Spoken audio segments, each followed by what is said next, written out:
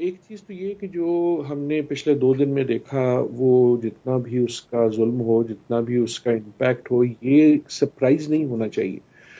ایک طرح سے سرپرائز یہ تھی کہ دنیا نے ایک طرح سے فلسطین کے جو لوگ تھے ان کو بالکل سائڈ لائن کر دیا تھا۔ اس وقت جو ہم نے کارروائی دیکھی وہ حماس سے دیکھی، جو ان فلسطین کے لوگوں کا ایک حصہ ہے، دوسرے بھی اس میں فیکشنز ہیں، فتح بھی ہیں، عام لوگ بھی ہیں۔ اور اگر اسرائیل کو سرپرائز ہے تو وہ یہ ہے کہ اتنا بڑا جو ہے آپریشن ہماری انٹیلیجنس کو پتا ہونے کے بغیر کیسے ہو گیا۔ لیکن دنیا کو میرے خیال میں یہ بھی سرپرائز ہونی چاہیے کہ اگر آپ ایک خطے کے لوگوں کو جو 70 سال سے حالت جنگ میں ہے کانورسیشن سے پورا نکال دیں گے، تو یہ ایکسپیکٹ نہیں کرنا چاہیے کہ وہ صرف تماشائی بن کے دیکھیں گے۔ آخری چیز میں یہ کہوں گا کہ اگر اس وقت کوئی بڑا سوال ہے جس کی ہمیں نہیں پتا، وہ یہ کہ over all reaction of Palestinian people جو ہے وہ کیا ہے۔ کاروائی ہم نے دیکھے حماس سے، اس وقت جو ہے دوسرے بھی فیکشنز ہیں وہاں، دوسرے گروہ بھی ہیں، فتح بھی ہے جن کی حکومت بھی ہے ایک طرح سے، ان کا کیا ریئیکشن ہوگا حماس کے اٹیک پہ، جس میں یقیناً سویلین پہ بھی اٹیک ہوا، اور ویسٹ میں جو ریئیکشن ہے وہ اس کے بارے میں آپ بہت دیکھ رہے ہیں۔ لیکن جو اس کے بعد اسرائیل کارروائی کر رہے ہیں اس وقت عام سویلینز پہ، اس پہ کیا ریئیکشن ہوگا؟ کیا اس کی وجہ سے لوگ کہیں گے اچھا اس کو بند کرنے کے لیے ہم پیچھے ہٹ جاتے ہیں، یا غصہ اور طیش جو ہے وہ اور بڑھے گا اس آپریشن پہ جو 70 سال سے ہے لیکن پچھلے گزشتہ کئی سالوں سے اور بڑھ گیا؟ جیسے جیسے ہم گفتگو سنتے تھے تسلیم کرنے کی، ویسے ویسے اسرائیل کا جو ریئیکشن تھا سویلینز پہ وہ قدرے اور بڑھتا جاتا تھا اور ظلم ہمیں نظر آتا تھا۔ ڈاکٹر صاحب، میرے اگلے سوال کے 2 حصے ہیں۔ دیکھیے، کیا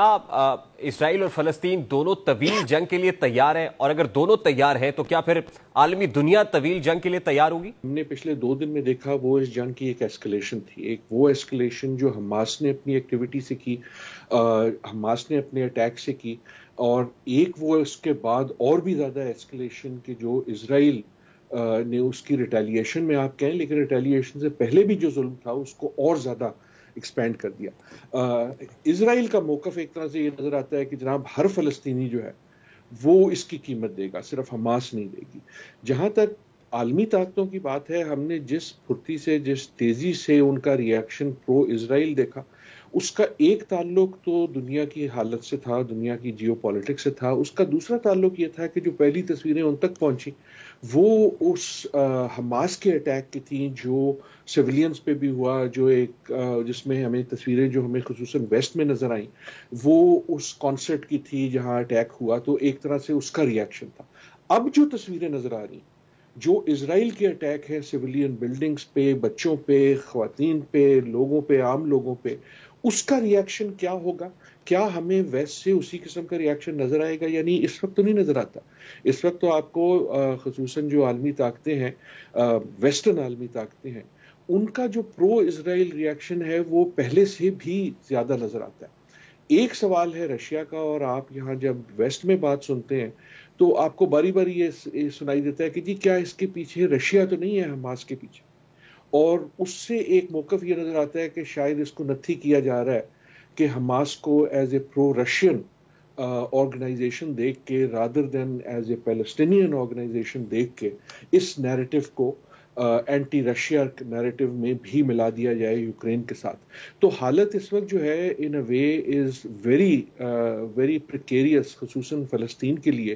کیونکہ ان کی جو اگر کوئی سپورٹ تھی ویسٹ میں وہ کم ہوتی ہوئی نظر آ رہی ہے، اور ظلم جو ان پہ ہو رہا ہے اسرائیل کی طرف سے وہ بڑھتا ہوا نظر آ رہا ہے۔ ڈاکٹر صاحب، آپ کیا دیکھتے ہیں؟ کیا دنیا تیسری عالمی جنگ کے دہانے پر کھڑی ہے؟ یار یہ عالمی جنگ کا تو پتہ نہیں ہے، ایک موقف کچھ لوگوں کا یہ ہے کہ تیسری عالمی جنگ کافی پہلے شروع ہو گئی تھی، صرف ابھی تک اس کو نام نہیں دیا گیا۔ اگر آپ دنیا میں بہت ساری چیزوں کو دیکھیں تو وہ ملا کے عالمی جنگ ہو یا نہ ہو، لیکن دنیا اس وقت جس قسم کی اینگسٹ میں ہے، جس قسم کی ایک انگزائٹی تو نہیں، جس طرح سے ہر چیز بفری ہوئی نظر آتی ہے، چاہے وہ آپ گلوبل اکانومی دیکھیں، چاہے وہ آپ یوکرین دیکھیں، چاہے وہ آپ فلسطین دیکھیں، چاہے وہ آپ اسٹیٹ آف ڈیموکریسی دیکھیں، جو دنیا کی تقریباً زیادہ تر علاقوں میں اس پہ بھی ایک اٹیک ہو رہا ہے نا، ایک جو اسٹیبلشڈ نارمز آف ڈیموکریسی تھے،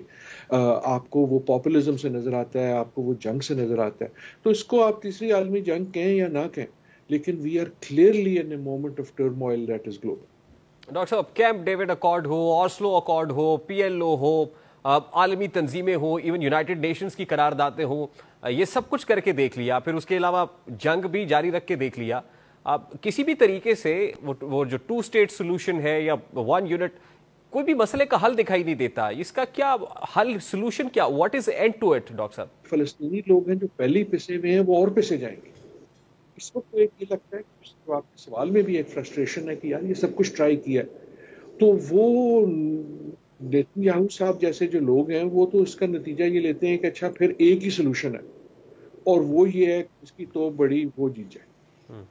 एंड इन अ वे जो हम इसराइल का रिएक्शन भी देख रहे हैं उससे भी यही लगता है। आप देखें ना कि आपकी इसराइल की भी सियासत जो है, जो हमेशा से एंटी पैलेस्टीनियन थी, लेकिन अब तो जिस किस्म की हमें स्टेटमेंट्स नजर आती हैं एंटी ह्यूमन किस्म की कि बीस तो नाबूद कर दो और बिल्कुल ख़त्म कर दो और नक्शे से हटा दो, अगर वो सोल्यूशन है और अगर तो फिर वो आप जो आलमी जंग की बात कर रहे हैं वो भी है, और इंसानियत से आपका जो है वो एक तरह से फेथ उठना